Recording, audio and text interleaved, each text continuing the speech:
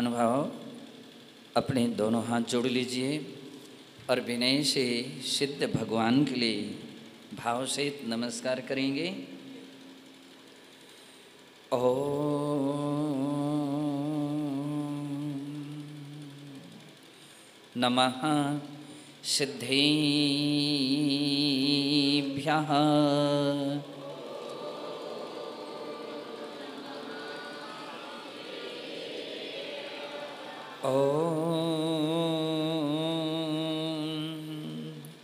नमः सिद्धेभ्यः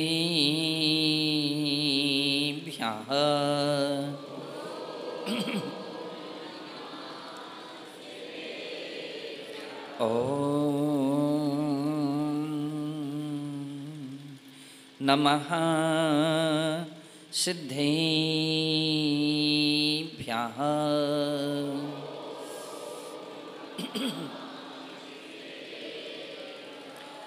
जय वीतरागदेवं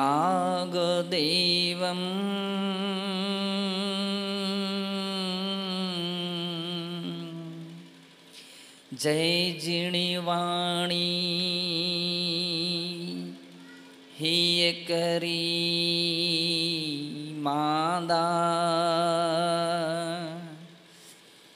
जय गुरु विमल सम्मदी चरणे जुगली सया वंदे चरणे जुगली सया वंदे। नमो अरिहंताणं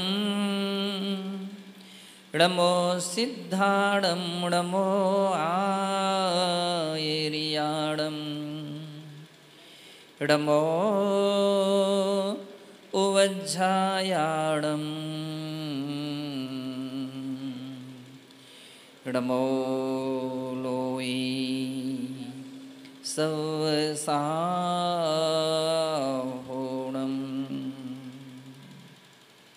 जय बोलिए अनंतानंत सिद्ध परमेष्ठी भगवान की, देवाधिदेव श्री आदिनाथ भगवान की, परम पूज्य वात्सल रत्नाकर गुरुदेव आचार्य श्री विमल सागर जी मुनि महाराज की, परम पूज्य तपस्वी सम्राट गुरुदेव आचार्य श्री सन्मति सागर जी मुनि महाराज की, अहिंसा में विश्व धर्मी की। जय बोलिए भारत गौरव राजस्थान परम पूज गणाचार्य ईश्वर विराट सागर जी महामुनि राज की, आचार्य संघ की जयकारा गुरुदेव का, जयकारा गुरुदेव का, जयकारा गुरुदेव का। बंधु, इस अनंत संसार में अनंत जीव परिभ्रमण कर रहे हैं और जब हम उन जीवों को देखते हैं तो दो श्रेणियां मुझे नजर आती हैं। एक वह श्रेणी नजर आती जहां पर जीव प्रसन्न चित्त है, दूसरी श्रेणी में हम देखते हैं वो प्रसन्न नहीं है। एक ओर देखते हैं तो व्यक्ति आनंदमय है, सुखी है, तो दूसरी ओर देखते हैं कि प्राणी आनंदमय नहीं है, सुखी नहीं है, दुखी है। एक ओर हर्षित व्यक्ति को देखते हैं, हर्ष के आंसू बहाते दिखते हैं, तो दूसरी ओर दुखी प्राणी नजर आते हैं, दुख से अश्रु बहाते हुए नजर आते हैं।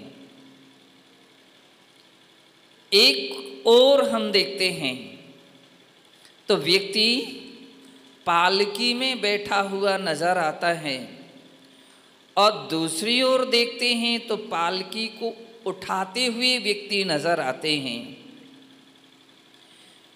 एक ओर हम जब देखते हैं तो व्यक्ति सिंहासन पर बैठा नजर आता है, दूसरी ओर देखते हैं तो उसके ऊपर दूसरा छत्ता या छत्र ताने नजर आता है। एक ओर व्यक्ति को पसीना बह रहा है और दूसरा उस पसीनों को सुखा रहा हुआ नजर आता है। एक और भोजन करते हुए व्यक्ति नजर आ रहा है, तो दूसरी ओर भोजन बनाते हुए व्यक्ति नजर आ रहा है। एक और व्यक्ति को देखते हैं तो ग्राहकों को बुलाता हुआ नजर आ रहा है, तो दूसरी ओर व्यक्ति ग्राहकों को रोकता हुआ नजर आता है।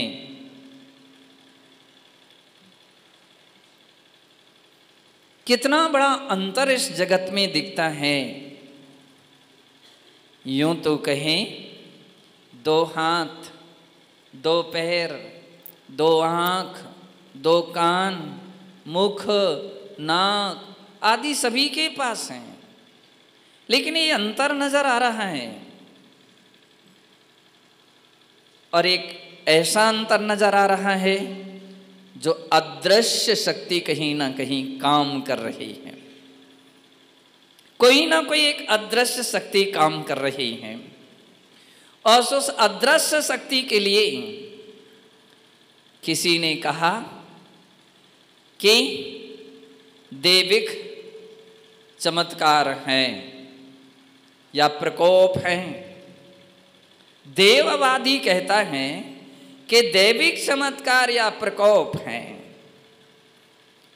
तो ज्योतिषी कहते हैं ये ग्रहों का प्रभाव है।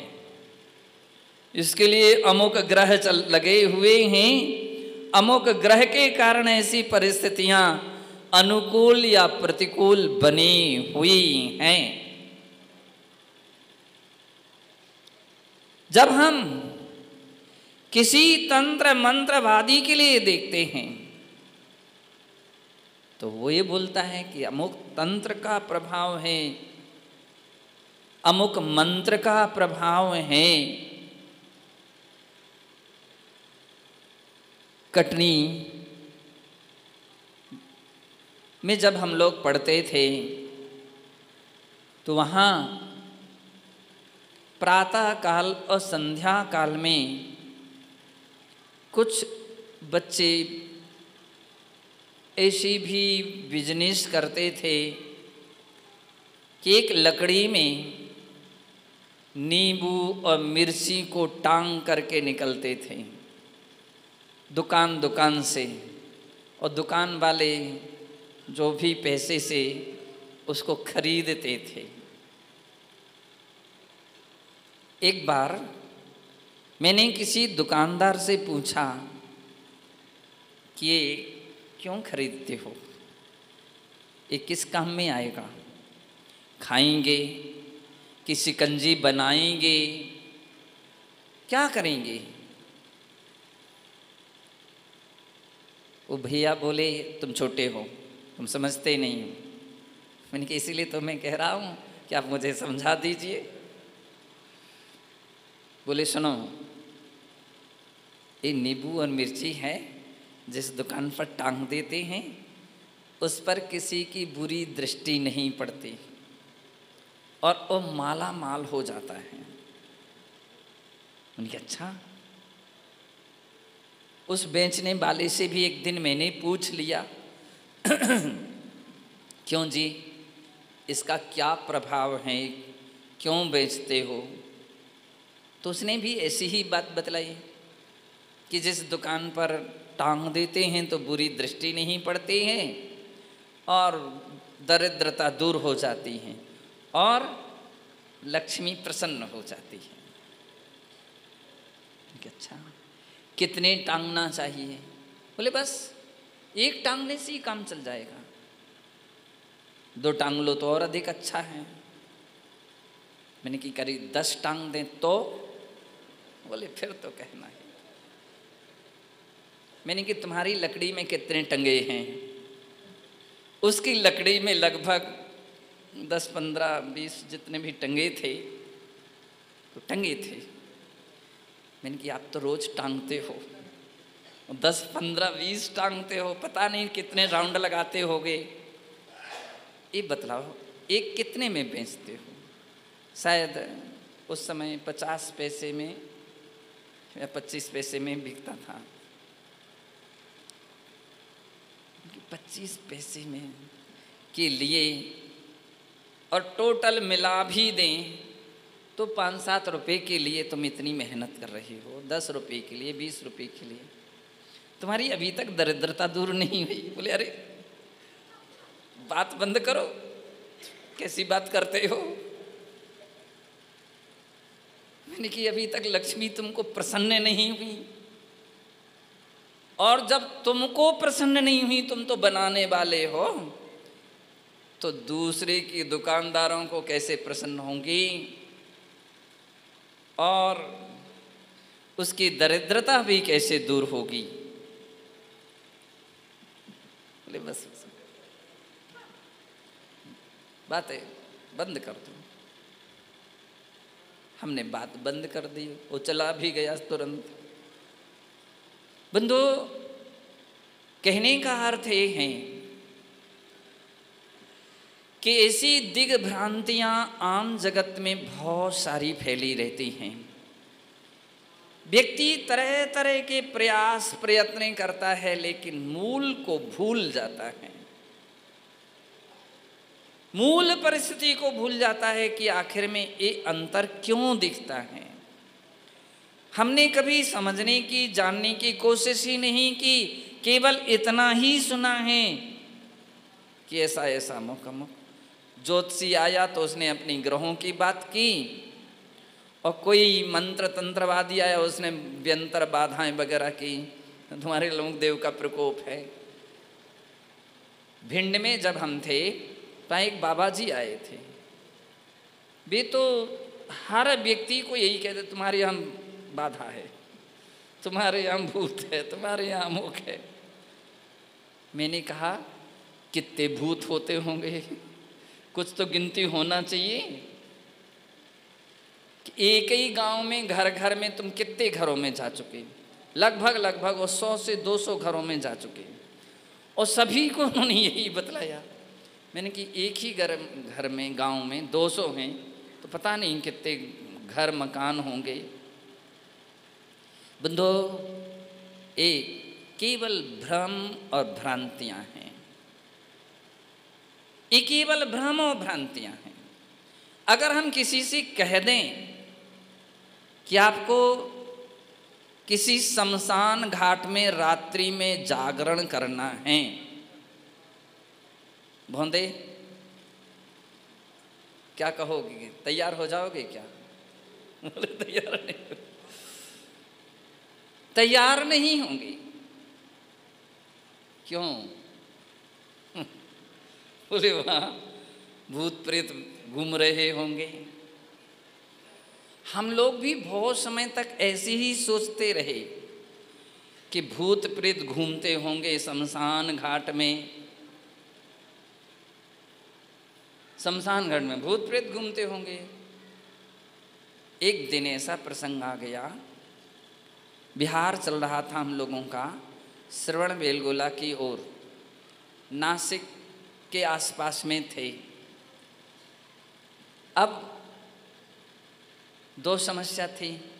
एक तो जो हमारे संघ में व्यवस्था बनाने वाले थे उनको जगह कहीं नहीं मिली। दूसरी बात ये है कि बादल थे तो पानी का मौसम भी कुछ ऐसा हो रहा था, तो और किसी को कुछ नहीं समझ में आया।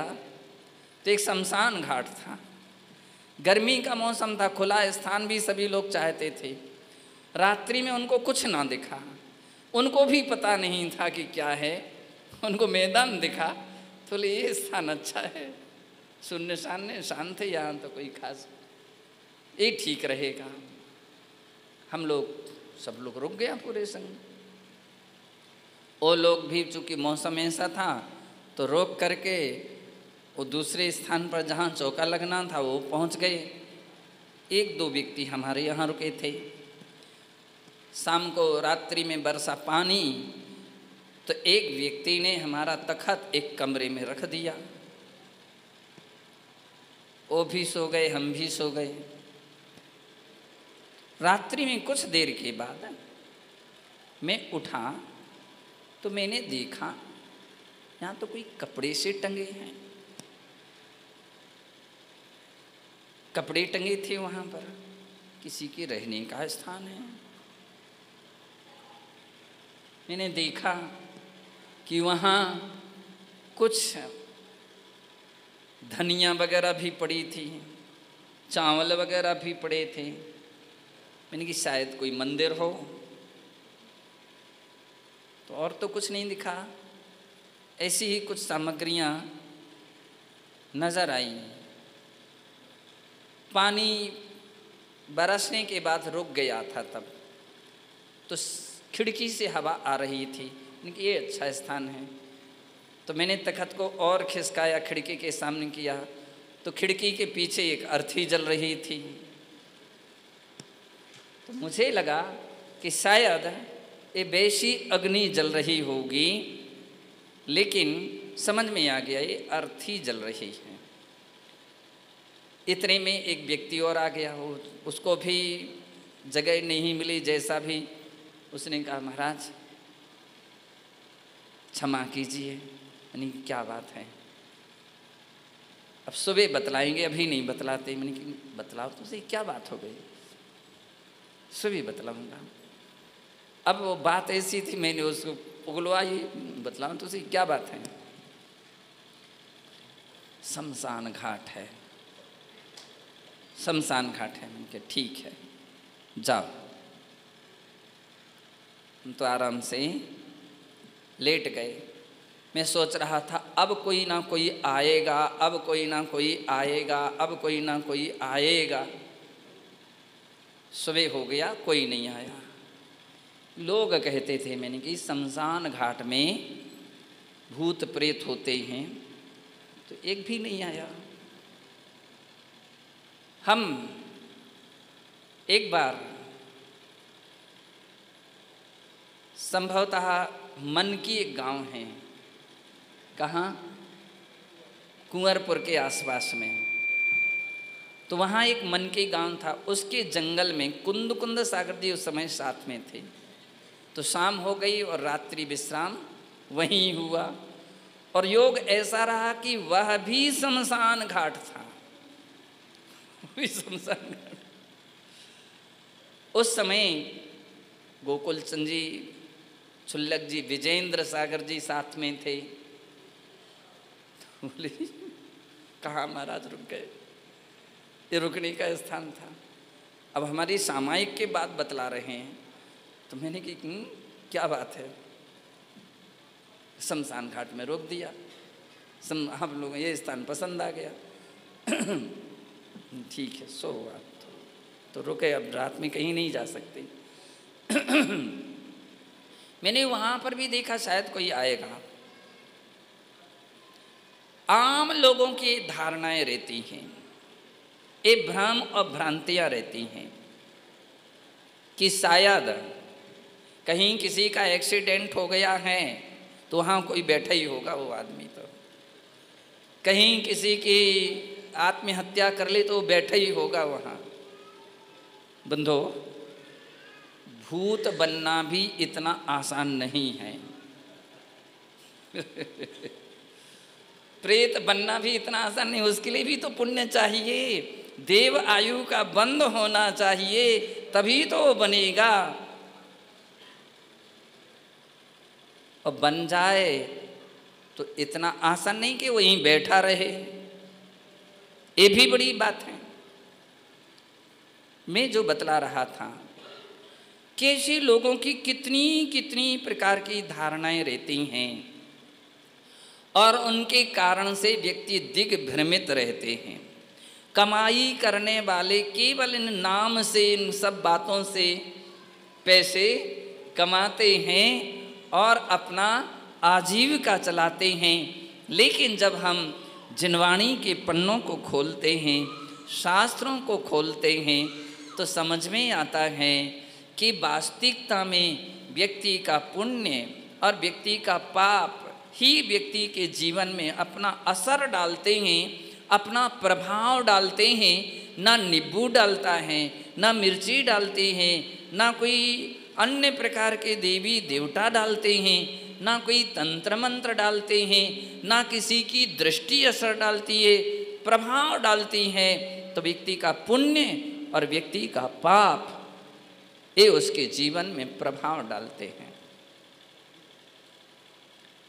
जब अपन भक्तांबर स्तोत्र पढ़ते हैं तो आप देख लीजिए कितनी सारी बातें कही हैं। तो नाम नाग दमनी हृदयस्य पुंसाम, हे भगवान, जहाँ आपका नाम व्यक्ति के हृदय में हो वहाँ बड़े बड़े नाग भी साइड से निकल जाते हैं, वहाँ अग्नि भी शांत हो जाती हैं। संग्राम के बड़े बड़े क्रोध युद्ध करने वाले व्यक्ति भी मैत्री धारण कर लेते हैं। सिंह जैसे प्राणी भी अपनी क्रूरता छोड़ देते हैं। क्या कारण है? कह रहे उसका पुण्य है, उसका पुण्य है। जब तक व्यक्ति का पुण्य है, व्यक्ति कोई कुछ भी नहीं बिगड़ सकता है, बिगाड़ भी नहीं कर सकता है। बहुत सारे ऐसे लोगों के उदाहरण हैं कि बिल्डिंग गिर गई, बहुत सारे लोग खत्म हो गए और एक बच्चा खेलता हुआ उसमें पत्थर के नीचे, और पत्थर भी ऐसा गिरा कि उसकी छाया करता हुआ उसकी रक्षा के रूप में गिरा।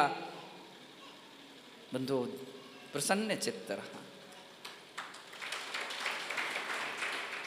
हम लोग बीना में थे, आहार के लिए निकल रहे थे, और जैसी आहार के लिए निकले थोड़ी ही कदम आगे बढ़े तो वहाँ सब्जी मंडी थी। सारे भीड़ साइड में की गई। योग ऐसा था, एक बिल्डिंग गिर रही थी, लेकिन वो कैसी क्या स्थिति बनी कि 3 मंजिल बिल्डिंग एक साथ गिर गई। वो दीवार जो थी उसकी एक साथ गिरी। उसके नीचे एक सब्जी बेचने वाली थी, तो ऊपर से दरवाजा गिरा तो ऐसा गिरा कि वो उसके अंदर वो महिला आ गई। सारी धूल हमारी ऊपर आई। अब हम लोग तो कुछ क्षण के लिए विस्मित हो गए, अब क्या करूं, हर मुद्रा में थे। सारे लोग दौड़े दौड़े दौड़े, महाराज महाराज महाराज महाराज। हमने एक राउंड लिया और दूसरी जगह फिर जाकर के अंजलि खोल दी, अंतराय कर लिया। महाराज सब लोग देख लें, कोई चोट, कोई कुछ लग तो नहीं गया ये सब? नहीं तो वहाँ देखने जाओ कि वहाँ किसी को तो नहीं लग गया। मुझे कुछ नहीं लगा। मैं देख रहा था कि उस महिला के, उसकी सुरक्षा, इतनी ईंट पत्थर क्या क्या, उस पूरा का पूरा मलमा गिरा। बंधो, कहते हैं पुण्य यदि है तो कुछ भी बिगाड़ नहीं हो सकता है। पुण्य नहीं है तो मालूम चलता है क्या हुआ, वो गिर पड़े थे और उतने में ही वो चले गए। बाथरूम में नहा रहे थे, वो गिर गए और उसमें ही, अरे इतनी सी गिरने पर। और ऐसे भी लोगों के उदाहरण हैं, पहाड़ों से गिरे हो कुछ भी नहीं हुआ।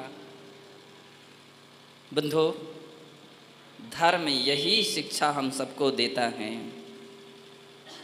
कि जिंदगी में प्रायः पुण्य और पाप का एक प्रभाव रहता है।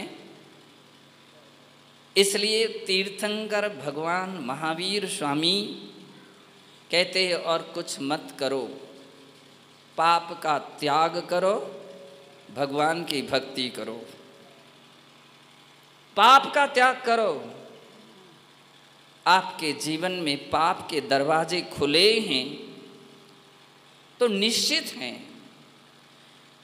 आपत्ति उसमें से प्रवेश कर रही है, बीमारी उसमें से प्रवेश कर रही हैं, संकट उसमें से प्रवेश कर रहे हैं, कष्ट उसमें से प्रवेश कर रहे हैं, तकलीफें उसमें से प्रवेश कर रही हैं। इसलिए आचार्य जैनाचार्य कहते हैं आश्रव निरोधा संवरः। जिन कारणों से कर्म आते हैं उनको पहले बंद करो, और विशेष करके पापाश्रव को तो बंद कर दो। ये जो दुख दे रहे हैं, जो कष्ट दे रहे हैं, जो तकलीफें दे रही हैं, आप दूसरे को देखने लगते, अरे उसने ऐसा कर दिया होगा, उसकी दृष्टि पड़ गई होगी, उसने ऐसा काम बिगाड़ दिया। नहीं, तुम्हारे ही कर्म ने सब दुख दिए हैं, तुम्हारे ही कर्म ने सब काम बिगाड़े हैं, तुम्हारे ही कर्म में दुख अशांति को लाता है। ये धर्म हमको सिखाता है, ये सबक, ये सूत्र देता है तो धर्म देता है, और उठाता है तो तुम्हारे जीवन को धर्म उठाता है। ओ प्राणी इतना सुखी क्यों है, इतना सुखी क्यों है? उसके जीवन में पुण्य है। उसकी दुकान चल रही है तो उसके पुण्य से चल रही है, उसका महल बन गया तो उसके पुण्य से बना है, उसके जीवन में बहुत बड़ी सफलताएं मिलती हैं तो उसके पुण्य से मिल रही हैं। बंधो, धर्म यही सिखाता है कि पुण्य उपलब्धियां देता है, ऐहिक सुख सुविधाएं देता है, कष्टों को दूर करता है। इसलिए भगवान कहते हैं प्रतिदिन अभिषेक कीजिए। क्या कीजिए? प्रतिदिन अभिषेक कीजिए, रोज पूजा कीजिए, भगवान की जाप कीजिए। यदि सौभाग्य से कोई मुनिराजों के सानिध्य मिल जाए तो उनको आहार दीजिए और उनकी सेवा कर लीजिए। दीन दुखी प्राणियों के घाव में मलम पट्टी कर दीजिए। रास्ते में कोई तड़पता हुआ प्राणी नजर आए तो देख करके साइड में मत होइए, उसको उठा करके साइड में कर दीजिए। अच्छी बात है किसी हॉस्पिटल में पहुंचा दीजिए। और छोटे कोई कीड़े मकोड़े हैं, उनको हॉस्पिटल में क्या कहे, उनका कर्म एक ऐसा है, डॉक्टर उसका इलाज नहीं करेगा। नमोकार मंत्र सुना दीजिए, प्रार्थना कीजिए, हे भगवान ये सही हो जाए, इसके कष्ट दूर हो जाएं। इन सब बातों से व्यक्ति के जीवन में पुण्याश्रय होता है। पुण्य कहीं बाजार में नहीं मिलता है, पुण्य किसी दुकान में नहीं मिलता है, पुण्य किसी फैक्ट्री से प्राप्त नहीं होता, किसी वृक्ष से नहीं मिलता। बोले अच्छे काम करते जाइए, लेकिन कैसे कीजिए? निस्वार्थ भावना से कीजिए। आप पूजा करो लेकिन इस अहंकार से पूजा मत करो कि हम ना हो तो भगवान ऐसे ही बैठे रह जाए। एक जगह किसी गांव में झगड़ा हो गया दो व्यक्तियों में, तो सुनाने लगा हम हैं सो भगवान की पूजा हो रही है, और यदि हम नहीं होते तो महावीर भगवान ऐसे ही बैठे रहते। हमने कहा, मैं सुन रहा था, जब वो शांत कसाय क्रोध वगैरह शांत हो गया, मैंने उनको बुलाया। मैंने कहा दादाजी भगवान महावीर स्वामी तुम्हारे मंदिर में नहीं है, और भी जगह हैं। बोले महाराज हम यहाँ पूजा करत हैं और कौन नहीं पूजा करने वाला, हम ना हो तो ऐसे उसने हमको भी वही बात सुनाई, यानी कि बहुत जगह महावीर भगवान है, तुम सब जगह नहीं जा रहे हो। भगवान तो बहुत जगह हैं, 3 लोक में और सिद्धालय में विराजमान हैं। यदि वे पूज्य हैं तो अपनी साधना आराधना से भी पूज्य हुए हैं, तप त्याग रत्नत्रय की आराधना से पूज्य हुए हैं। तुम बिल्कुल भी पूजा नहीं करोगे तो भी कोई उनके अंदर में फर्क नहीं पड़ेगा, कोई अंतर नहीं आएगा। इसलिए कभी ऐसा विकल्प मत कीजिए कि मैं ना होता तो भगवान पूज्य नहीं होते। नहीं, हम भगवान की भक्ति इसलिए नहीं करते, हम इसलिए करते हैं कि हे प्रभु आपकी आराधना से मेरी आत्मा पवित्र होगी।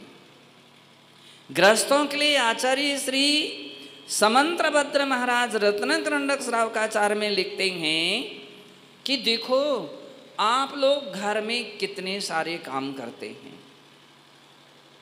एक एक दृष्टि से देखें कितने पाप करते हैं, कितने प्रकार की हिंसा होती है।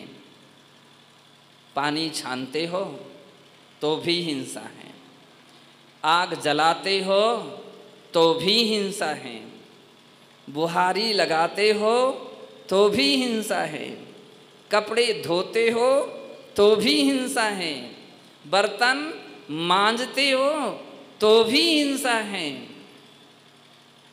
दुकानदारी के विषय में तो कह ही नहीं सकते, और कितने कितने प्रकार की हिंसा है। घर में कितनी सारी सामग्रियाँ कोई में जीव हो गए हैं, धूप में रख रहे हैं तो भी हिंसा है, सिर में जुएं हो गए हैं नहीं निकालते तो परेशानी, और निकाल रहे हैं तो भी हिंसा है। शास्त्र तो ये कहते हैं उपवास करो तो भी हिंसा है, और नहीं करो तो भी हिंसा है। वेद सागर जी बोले क्यों,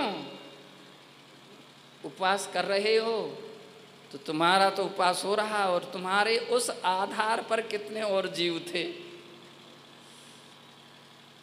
उनके व्यर्थ में उपवास हो रहे हैं।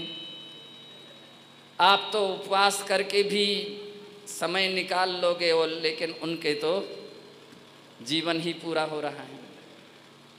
नहीं कर रहे हो तो कोई खट्टा सामान जा रहा है, कोई मीठा जा रहा है, कोई चरपरा जा रहा है। अबे सब्जी बड़ी मुश्किल है। संसार में हम जब देखते कितने कितने प्रकार के पाप होते हैं, मानते हैं कि बहुत कुछ बतलाते अशक्य अनुष्ठानात्मक हैं, श्वास लिए बिना नहीं रह सकते हैं, लेकिन ये भी जानते श्वास लेने में भी जीवों की विराधना है, लेकिन अशक्य है, उसके बिना काम नहीं चल सकता है।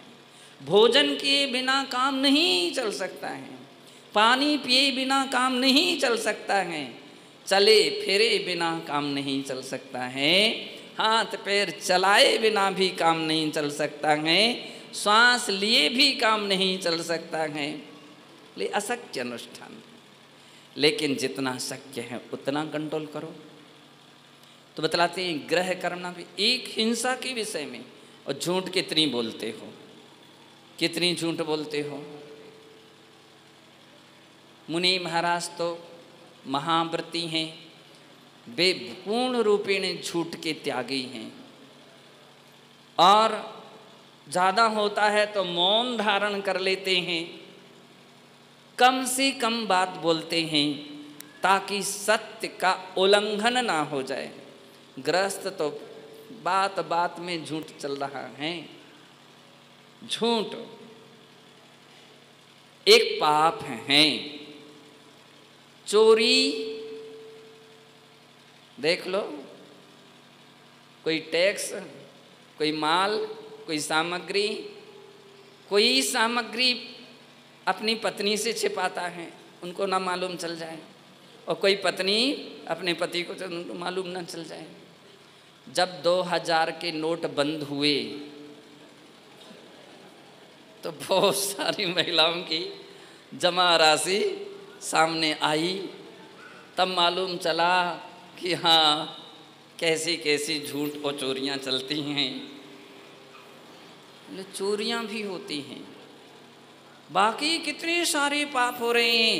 आचार्य महाराज कहते ग्रह कर्मणापि निचितम कर्म विमिष्ट खलु ग्रह मुक्तानाम। ऐसे गृहस्थ जीवन में जो पाप होते हैं, उन पापों को धोने में यदि कोई समर्थ हैं तो अतिथि नाम प्रति पूजाम रुधिर मलम धावते बारी। अतिथि यानी निर्ग्रंथ दिगंबर जो मुनि हैं, आरिकाएँ हैं, क्षुल्लक हैं, क्षुल्लिकाएँ हैं, त्यागी वर्ग हैं, अविरत सम्यक दृष्टि हैं, तीनों प्रकार के पात्रों के लिए बोले आहार देने से क्या होता है, वो पाप उसी तरह से धुल जाते हैं जैसे खून से रंगा हुआ वस्त्र पानी से वो दाग उसका धुल जाता है, वैसे कर्म धुल जाते हैं। जब अपन आहार देते हैं क्या निर्मल भाव होते हैं। महाराष्ट्र के लोग यहाँ पर उपस्थित हैं, महाराष्ट्र के, आज पूसे गांव से भी यहाँ समाज आई है और मुलावा से समाज आई हैं, डिगरस से हमारे भैया आए हैं। सभी की भावना है महाराज महाराष्ट्र चलिए, महाराष्ट्र चलिए। पंच कल्याणक हमारे समाज के अध्यक्ष वहाँ के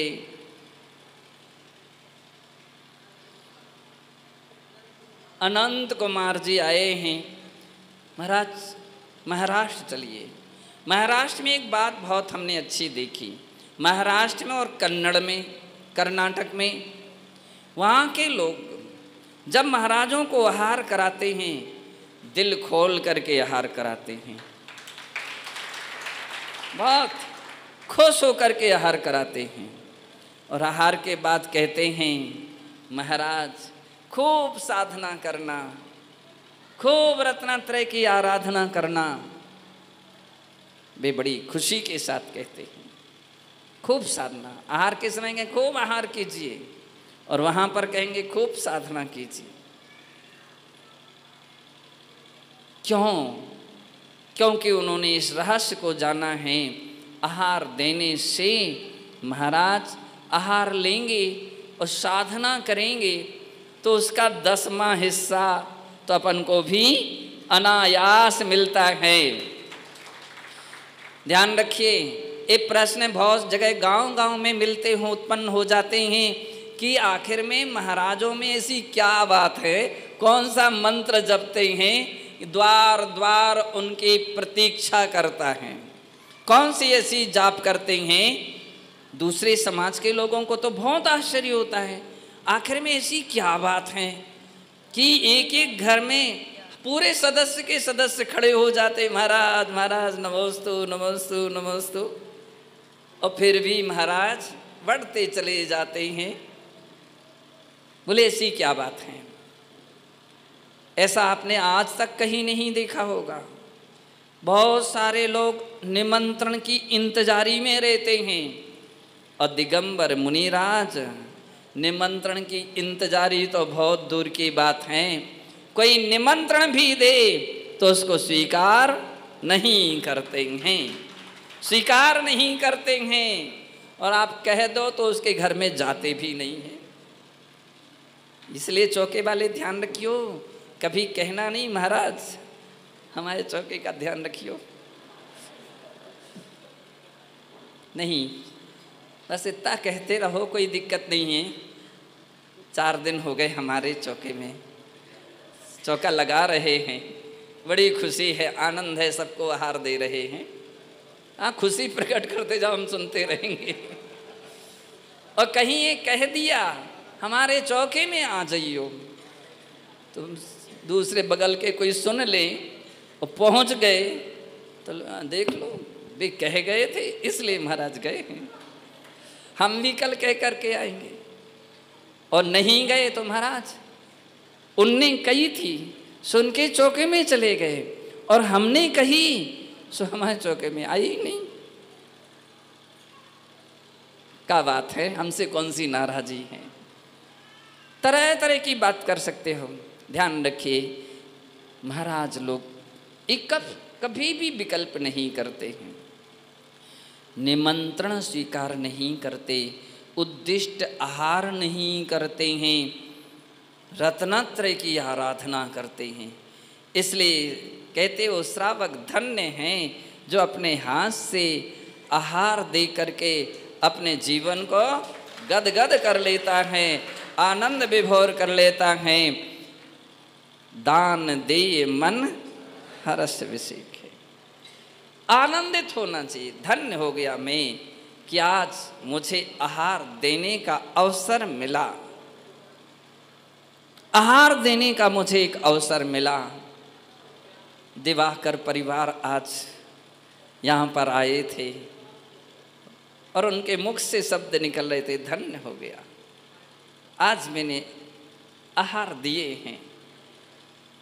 तो दूसरी जगह के भी लोग धन्य धन्य मानते हैं, कहते हैं कि यही पुण्य के आश्रय का सबसे प्रबल कारण है, सबसे श्रेष्ठ हैं जो श्रावक इसलिए इतनी इंतजारी में रहते हैं। कहते हैं महाराज जितनी साधना करेंगे रत्नत्रय की, उस आहार के बल से तो मतलब उतना अंश दशांश श्रावक की ओर जाता है। वो जाता है जैसे आप बैंक में रुपया जमा करते हैं, जितने जमा करेंगे एफडी बनवा लेते हैं तो उससे कुछ ज़्यादा ब्याज के रूप में मिलते हैं। बतलाते हैं आहार जितना देते हैं उतना तो मिलना ही मिलना है। इसलिए इंदिरा गांधी नहीं, इंदिरा जी सलेहा के एक भी दिन चौके छोड़ नहीं सकते, बोले नहीं आहार के लिए तो जाएंगे, आहार देंगे। क्यों? जितना देंगे उतना तो मिलना ही है, और ब्याज थोड़ा बहुत नहीं मिलता है। बतलाओ बैंक कितने प्रतिशत देता है कल्लू भैया? कितने? 5, 6, 7, 8 बस। और पोस्ट ऑफिस थोड़ा सा और 1% ज़्यादा होता होगा, 7% उनको मालूम है। और किसी व्यक्ति के रखें तो वो 10%, 20%, अब वो तो उसकी इच्छा के ऊपर निर्भर हैं कि व्यक्ति आपस में कितना देते हैं। बस विदेशों की कोई बैंकों में कोई रखे, हो सकता है कोई प्रतिशत बढ़ जाए, और कोई शेयर मार्केट करने वाले हों तो उससे भी ज़्यादा प्राप्त कर लेते हैं।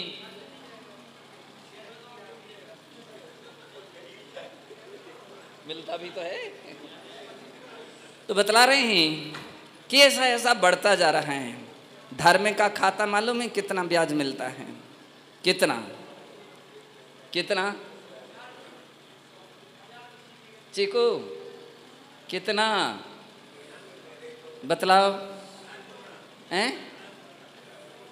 आप बोलते हो तू 1 पैसा देगा तो, ऐसा भजन बोलते हो 1 पैसा, अरे और 10 लाख, बहुत बड़ी बात है।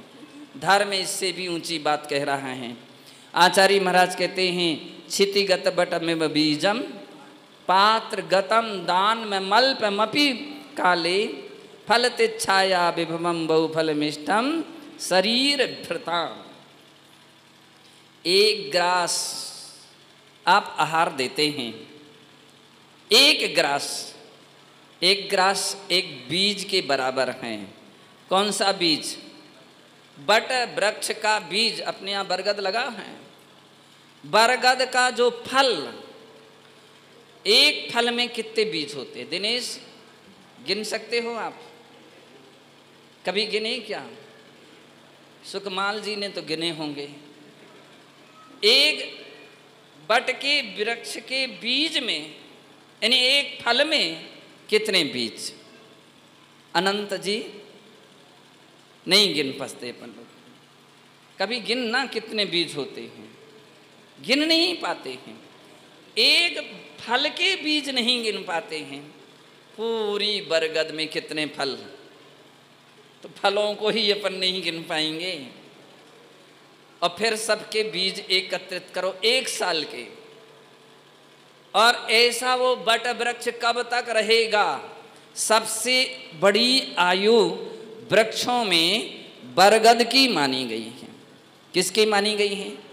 नेमीचंद जी, कितनी आयु है वृक्ष की होती है? 22,000 वर्ष की। कितनी होती है? सुरेश जी, सुरेश भैया हमारे इसलिए बोलते कि महाराज ये अच्छा काम है कि हम तो जब तक हाथ पैर चले आहार देते रहें। देखो पूरा समय कितनी बड़ी बात है, कितनी ऊंची विचारधारा। बहुत सारे लोग तो 3 दिन चौका लगाते हैं और कहते हैं महाराज हमारा ध्यान रख लीजिए। मैंने कहा कितने 13, 14, 15 चौके लग रहे हैं, इतने दिन तो लगेंगे ही, कुछ ना कुछ लगेंगे। तुम 3 दिन में बात तैयार रहो। बंधु कहते हैं कि एक ग्रास आहार दिया तो बट वृक्ष जब तक रहेगा और उसके जितने फल, जितने बीज होंगे। सुनो कितना बड़ा ब्याज है, एक ग्रास का इतना बड़ा फल है, इतनी महिमा है। परम पूज्य गुरुदेव आचार्य विमल सागर जी महाराज अपने प्रवचनों में कहते थे, एक पाव आटे में मोक्ष मिलता है। ये उनके प्रवचन थे, एक पाव आटे में मोक्ष मिलता है। तद्भव मोक्षगामी जीव हो और अंतिम आहार उनका चल रहा हो तो उसका तो एक ही पाव आटे में उसने मोक्ष प्रदान करा दिया। इतनी धर्म की महिमा है। बंधो पूज्य आचार्य महाराज यहाँ पर ये कहना चाहते हैं, जिंदगी में बस 2 बातों का ध्यान रखिए। हम पाप से कितने बच सकते हैं, कितने छोड़ सकते हैं, कितना त्याग कर सकते हैं, एक इस दिशा में अपन को चिंतन और प्रयास करना चाहिए, त्याग करना चाहिए। और अच्छे कार्य को हम अपनी जिंदगी में कितना कर सकते हैं। कभी इतने संतुष्ट नहीं हो कि हमने बहुत कर लिया, कभी ऐसा ना सोच लें गुल्ले भैया, कभी ये ना सोचें कि हमने अरे बहुत कर लिया, अब तो जिंदगी पर बैठे बैठे खाएंगे। नहीं, बोले जितना करो तो भी तृष्णा कम मत रखो। जैसे लवण समुद्र का पानी पीने से प्यास बढ़ती है, यहाँ के धर्मामृत पीने से लौकिक प्यास नहीं बढ़ेगी, लेकिन धर्म की प्यास बढ़ते रहना चाहिए, प्यास बढ़ते रहना चाहिए। आगम तो ये कह रहा है कि अंत में जाकर के आप ये ना सोच करके चले कि पुण्य ही सब कुछ है। आचार्य भगवान कुंद कुंद देव कहते हैं कि जब तक आप परम भूमिका में नहीं पहुँचे हो तब तक ये सब बातें श्रेष्ठ हैं, लेकिन रत्नत्रय की गहन आराधना में उतरे हुए योगी जन फिर पुण्य के भी विकल्प नहीं करते हैं। वे ध्यान की गहराई में इतने उतर जाते हैं, इतने उतर जाते हैं कि पुण्य को भी वे सोने की एक बेड़ी मानते हैं। सोने की बेड़ी है। जैसे लोहे की बेड़ी प्राणी के लिए बांध लेती हैं, स्वतंत्रता से रोक लेती हैं, तो पुण्य की बेड़ी भी लोगों को बांध करके रखती हैं, मोक्ष जाने से रोक लेती हैं। इसलिए अंत में आचार्य महाराज कहते हैं, न पुण्य न पाप, पुण्य पाप फल माही, हरख बिलखो मत भाई, यह पर पुद्गल पर्याय उपज बिन से वे थाई। पुद्गल की पर्याय हैं। आगम आचार्य कुंद कुंद देव कहते हैं, शुभाशुभ विकल्पों से अतीत शुद्धोपयोग की दशा में लीन साधु जन दोनों प्रकार के कर्मों से अतीत होकर के निर्वाण को प्राप्त कर लेते हैं। बंधो, यह मनुष्य जीवन अपन को मिला है, हम इस रूप में इसको सार्थक और सफल करें। आज मुझे इस बात की बड़ी प्रसन्नता हो रही है कि हमारे संघस्थ शिष्य मुनि श्रमण विशेष सागर जी महाराज महाराष्ट्र में खूब खूब धर्म प्रभावना कर रहे हैं। नगर नगर में जा कर के लोगों के लिए जागृत करते हैं। गरीब छोटी से छोटे गांव में लोगों के लिए मंदिर मूर्ति के निर्माण में सदैव तत्पर रहते हैं। अपनी चर्या का पालन करते हुए सारी समाज को धर्म के मार्ग पर लगाते हैं। आज इतने लोग वहाँ से आए हैं, निरंतर समय समय पर आते रहते हैं और चीकू तो बिल्कुल उनके निकट रहता है। मैंने कहा महाराज बन जा, वो बोले पंडित बनूंगा। पंडित बन जाओ, पंडित बन करके महाराज बन जाना। लेकिन पंडित भी अच्छी बात है, कोई बुरी बात नहीं। जब तक महाराज ना बने तो पंडित बन करके भी विकर्ष घबराइयो नहीं। जब तक नहीं बन पाए हैं तो इस रूप में भी कम से कम धर्म आराधनापन करके दुनिया अन्य लोगों को भी आराधना के पथ पर लगाते हैं। उन सब लोगों के लिए प्रार्थना लेकर के आए हैं कि वहाँ पर बाहुबली भगवान की विशाल प्रतिमा समग्र महाराष्ट्र में बतलाते हैं। पहली प्रतिमा इतनी विशाल है और हर दृष्टि से वहाँ पर लोग तत्पर हैं। निरंतर उनके उस कार्य के लिए, उनके विकास के लिए आज डिगरस समाज के भी लोग उपस्थित हुए हैं। वहाँ पर भी उन लोगों की भली समाज कम है लेकिन भाव कम नहीं है, भाव बहुत ऊंचे हैं कि हमारे नगर में भी आप पधारें और पंच कल्याणक उस मौके पर हो। संभवतः रास्ते में पहले डिगरस पड़ेगा, फिर पूसे गांव पड़ेगा और इसके आगे और भी करीब करीब वहाँ पर भी लोगों की बहुत जगह के पंचकल्याण की तैयारियाँ चल रही हैं। सभी लोगों के लिए, सभी समाज के लिए मेरा बहुत बहुत अच्छा आशीर्वाद है। दादाजी का स्वप्न साकार हो रहा है तो सबसे खुशी तो दादाजी को है। बड़े प्रसन्न हैं मूर्ति को देख करके। ऐसी विशाल मूर्ति हमारे नगर गांव में आई हैं।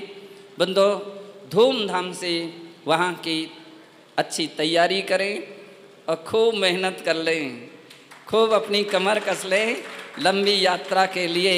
जितने युवा टीम हैं वो अपनी पूरी कमर कस करके रखें। अपने यहाँ सबसे पहले दिवाली के बाद का पंचकल्याणक होगा तो श्रेयांश गिरी का पंचकल्याणक होगा और श्रेयांश गिरी का पंचकल्याणक भी अपनी अलख जगाएगा। कितनी कितनी जगह के लोग इस स्वप्न को भी देख रहे हैं कि होने वाले श्रेयांश गिरी की इन विशाल प्रतिमाओं का पंचकल्याणक भी कितना सुंदर और कितना अच्छा होगा। सभी लोग बहुत बहुत अच्छे उत्साह और तैयारी से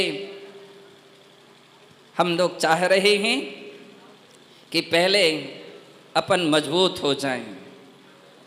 इंद्रेश, पूरी इलाका अपना, चाहे देवेंद्रनगर, पन्ना, सतना, गुनौर, पवई, ककरेटी, महेबा, जो भी इस एरिया के समाज इस क्षेत्र से जुड़ी हुई हैं, एक घर हैं, सब मिला करके एक घर हैं। बोले घर के लोग मजबूत हों तो बाहर के लोगों का आप आतिथ्य कर सकते हो, और बाहर से भी फिर जब लोग समाज के लोग आएंगे तो बंधो यहाँ का भी अभी तक जो पंचकलणक हुए हैं उनमें से भी उत्तम और श्रेष्ठ पंचकलणक अब की बार यहाँ का श्रेयांश गिरी का होगा, कि जो अपने आप में एक अनूठा होगा।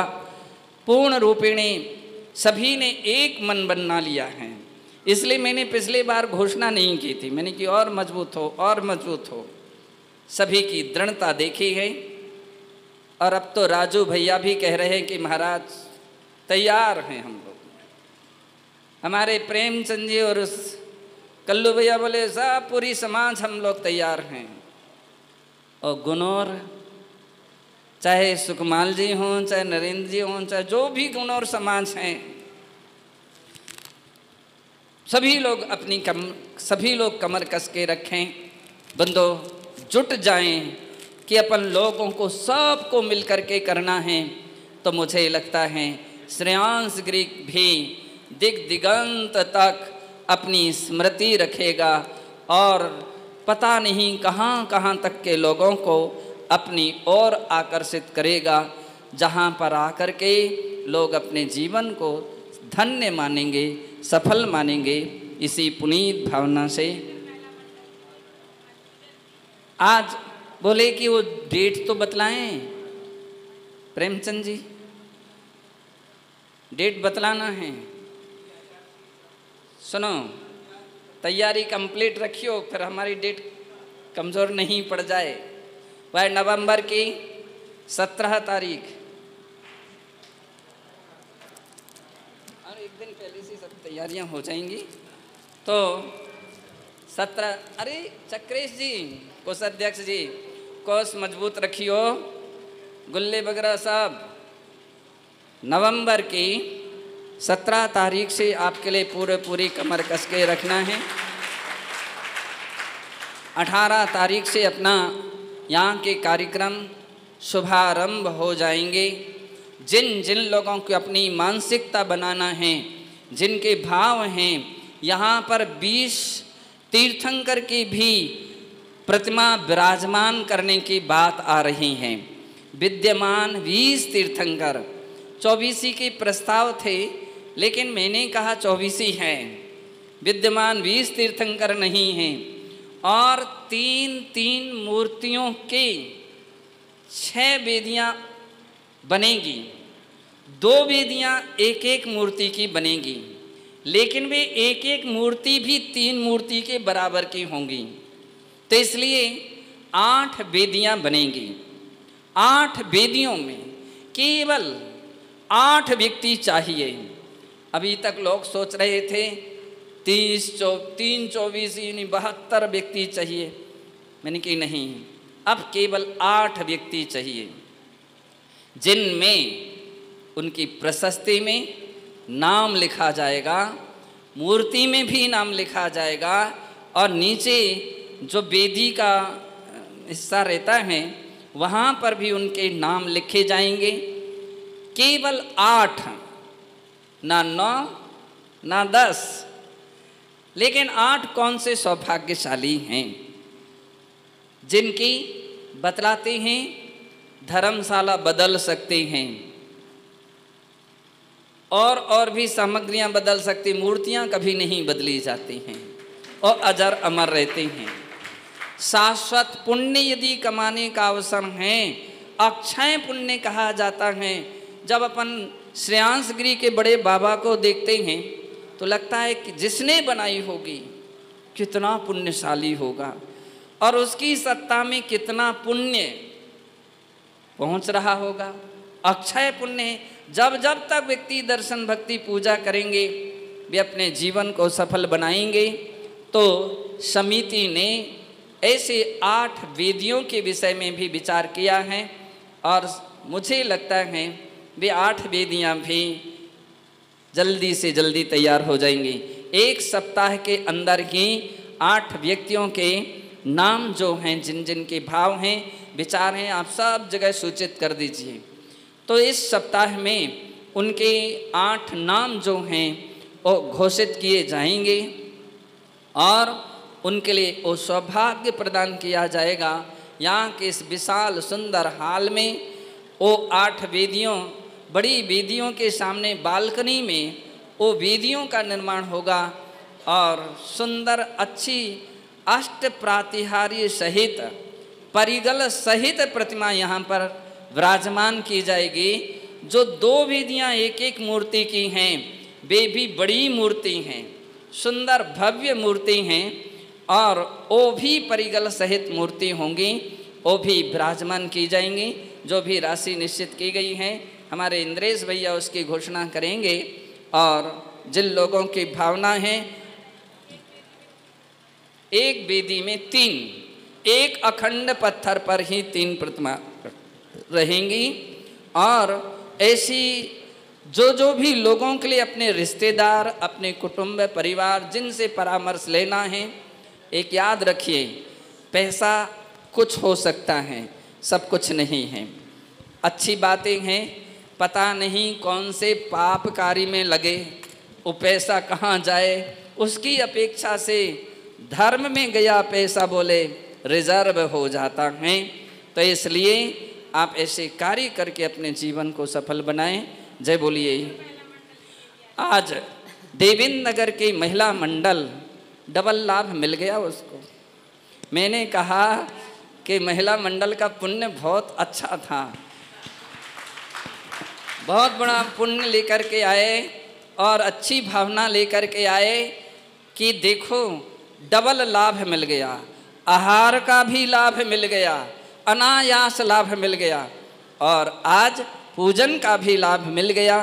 आज महाराष्ट्र से भी जो भी लोग आए हैं उनके लिए, महिलाओं के लिए भी, उनके सब पुरुष वर्गों के लिए भी जो आप अवसर मिल गया, बहुत बहुत अच्छा, मुझे खुशी हुई है। सभी लोगों के लिए मेरा बहुत अच्छा आशीर्वाद है। जय बोलिए महावीर भगवान।